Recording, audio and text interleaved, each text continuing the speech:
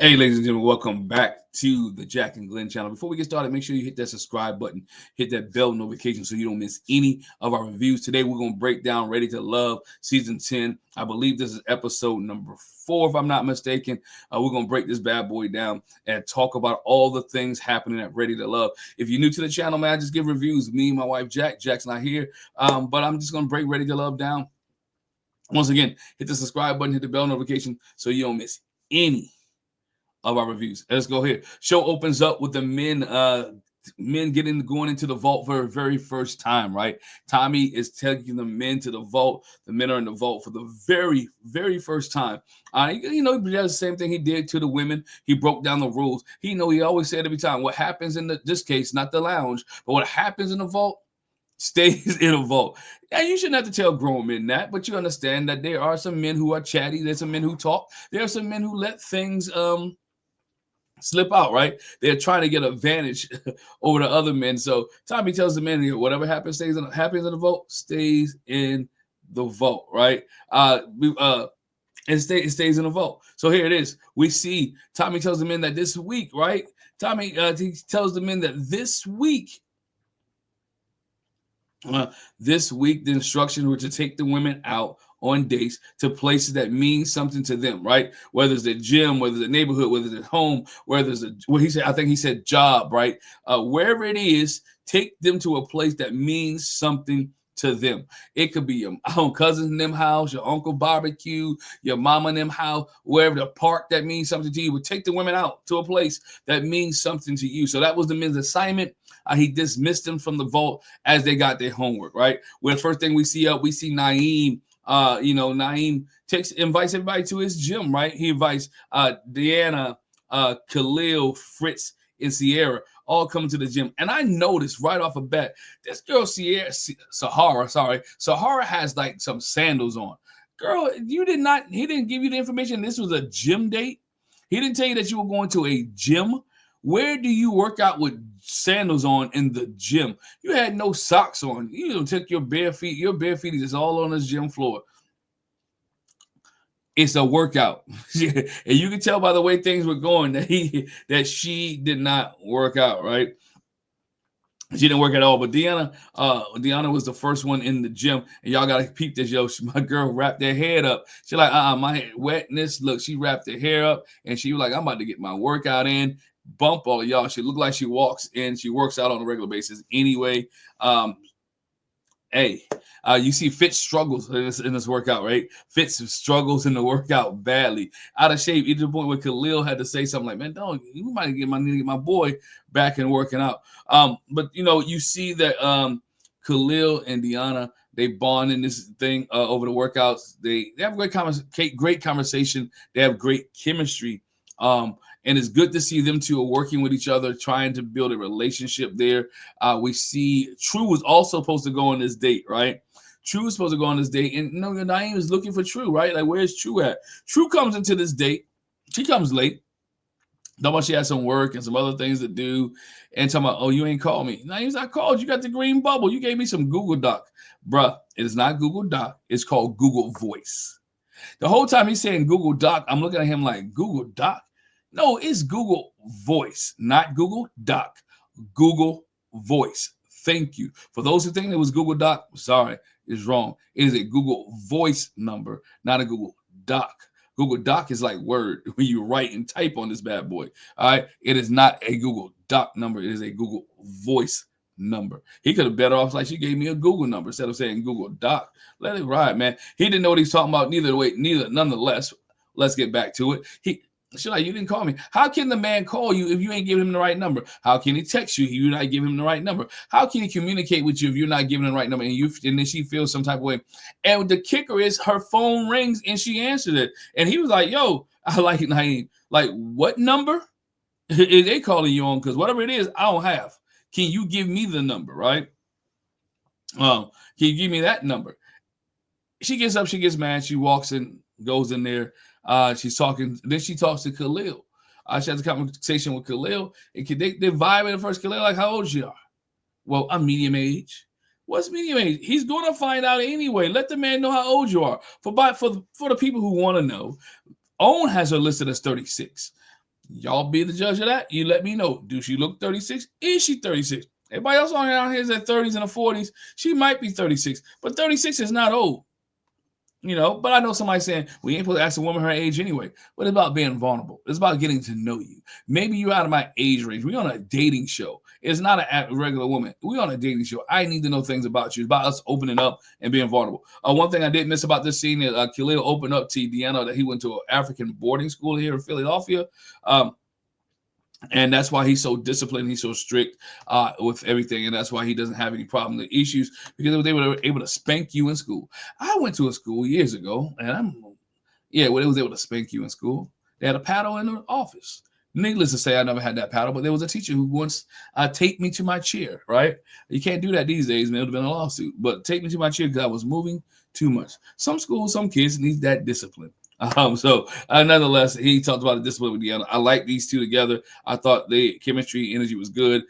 In this scene, in this segment, or of the gym date, True did not come off well. Naeem is having thoughts. He really wanted to embrace True, but she's showing her true colors, right?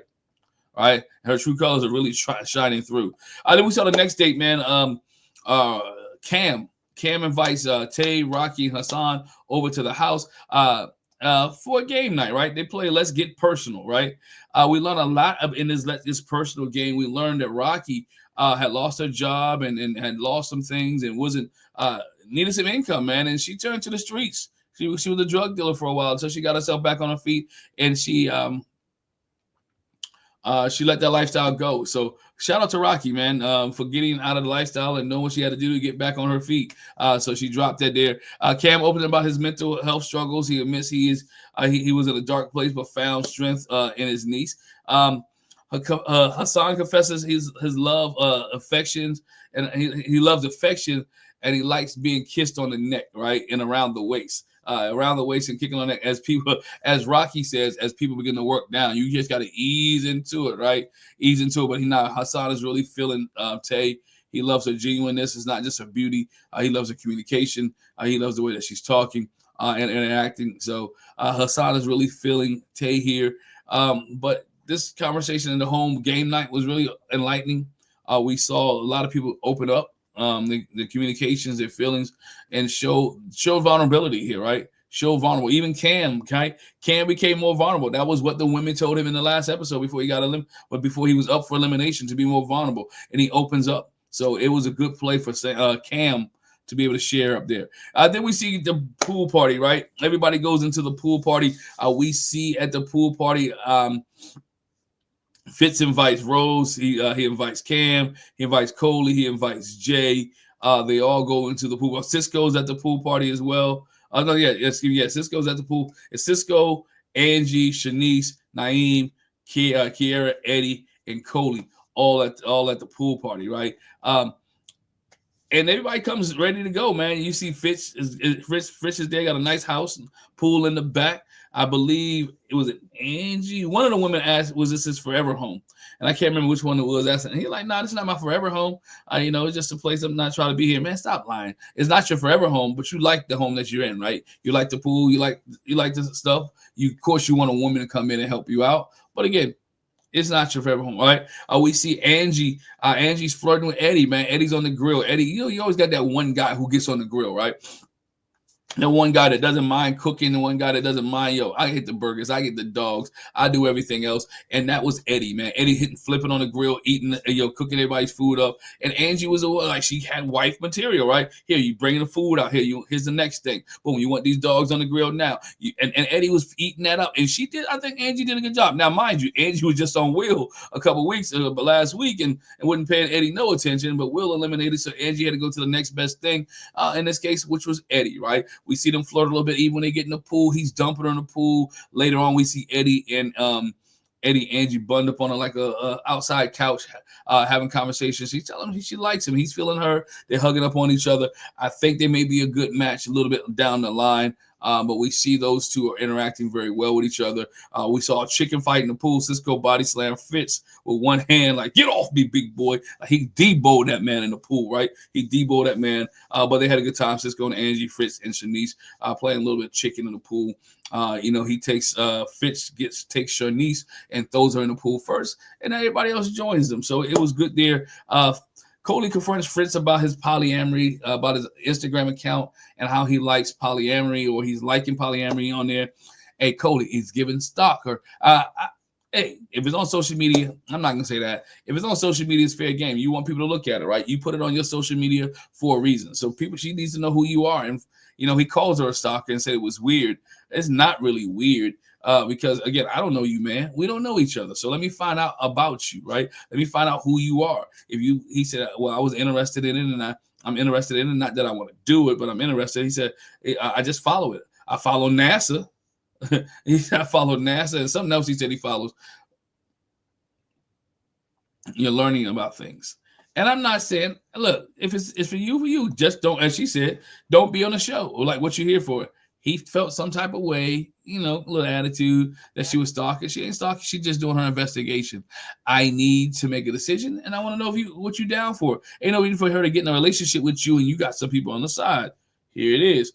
Curiosity kills the cat. Curiosity kills the cat.